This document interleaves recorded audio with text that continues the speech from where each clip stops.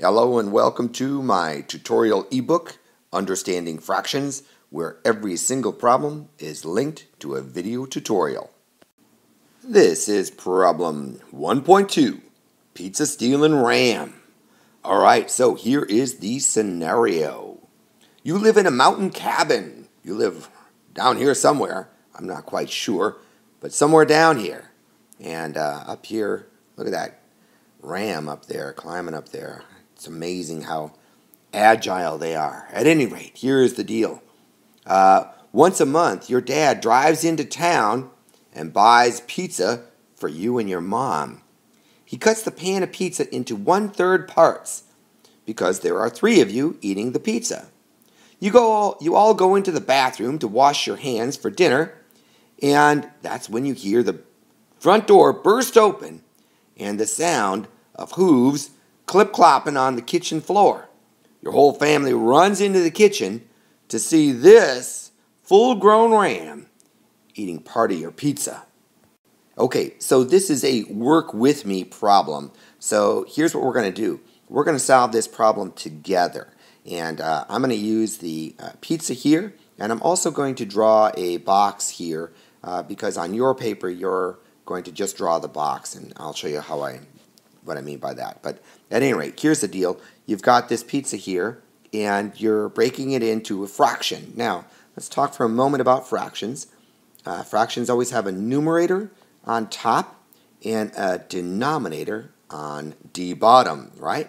And the denominator tells us how many parts we are cutting whatever it is, in this case a pizza, into. So in this case, it tells us that we're cutting this into 1/3 parts, right? Into thirds. So that means I'm going to draw 2 lines to create 3 parts because my first line will give me 2 parts. So if I draw a line here, and hopefully you can see that, it's maybe I'll make it a little bit wider. So there's one there, right? And if I do a second line, that gives me 3 parts. So 1 part, 2 parts, 3 parts, right? And in this case, right now, before the ram sneaks in and eats part of this, I've got 3. I've got 1, 2, 3 out of 1, 2, 3, right? So I get 3 out of 3.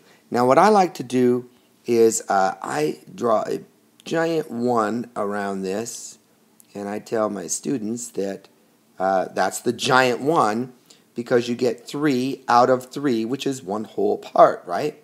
So the numerator tells us how many parts we get, right?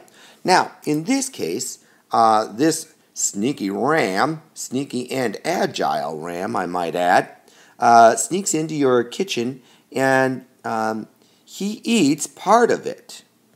So that all you have left is 2 out of the 3. So you're going to have 1, 2 out of the 3 parts left, which means he must have eaten this part right here. So that's no longer there. It's gone, right? So if you were writing this fraction, you would say, whoops, that's not what you would say. You would say it like this. You'd say 2 out of 3. You have 2/3 left over, right? So here's what I'm going to do. Now I'm going to show you how you would create that, and you're going to do it along with me.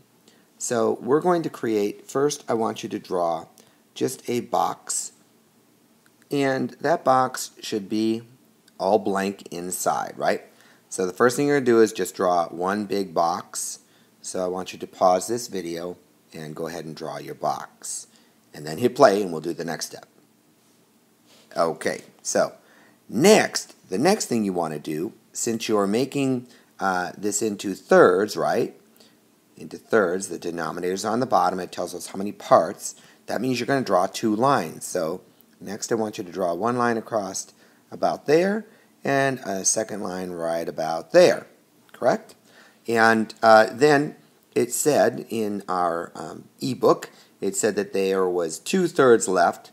So I want you to draw just a 1 right here, a 1 and a 2.